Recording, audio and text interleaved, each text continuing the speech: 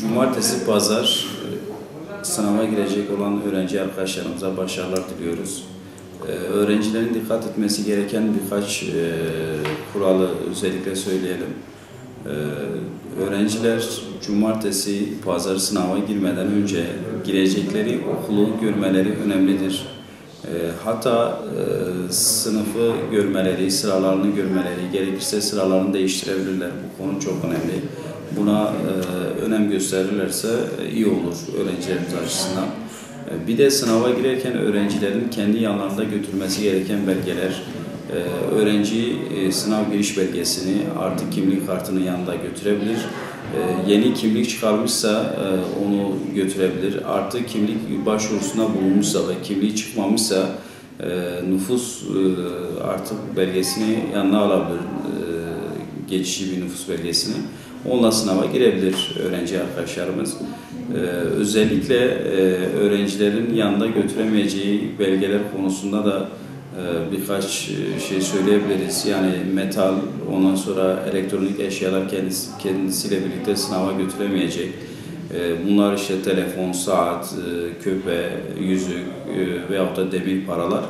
Bunlar kesinlikle sınava alınmayacak. Öğrenci arkadaşlarımız bunlara dikkat etsin. Daha önceki yıllarda özellikle 9.45 kuralı vardı. Bu sene ÖSYM onu kaldırdı. Saat 10'dan sonra öğrenci okula alınmayacak. Sınav 10.15'te başlayacak. Öğrenci arkadaşlar özellikle gidecekleri okula 9'da ya da 9.30'da orada bulunmaları daha iyi olur onlar açısından.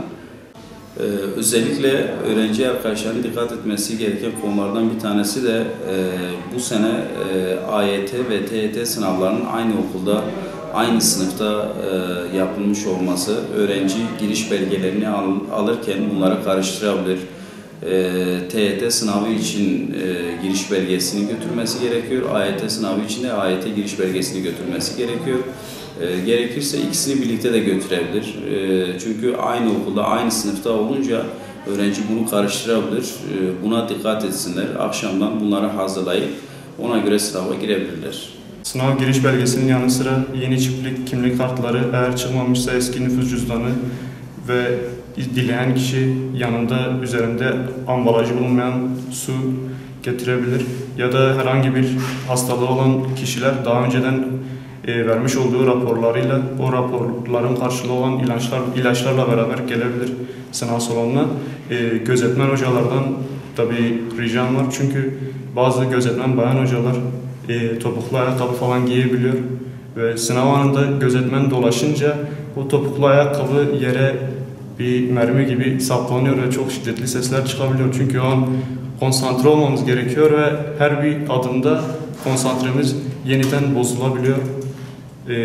Bu da gözetmen hocalardan bir ricam. Onun dışında götürmemiz gerekenlerden daha fazla. Aslında bunları karşılıyorlar. Yani bir manası yok da götürmenin. İşte kalemdir, silgidir, açacaktır, peçetedir vesaire.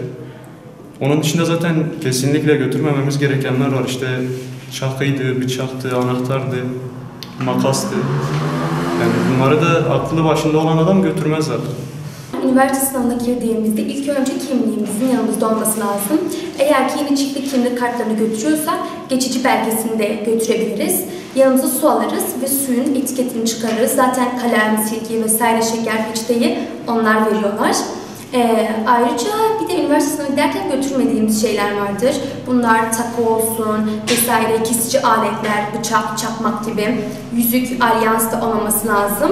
Ve özellikle parfüm, alyansın da sıkılmaması, sürülmemesi lazım. Bir de bayan hocalarımız topuklu ayakkabı falan giyenler oluyor. Giyilmemesi iyi olur. Çünkü rahatsız oluyor sınav esnasında.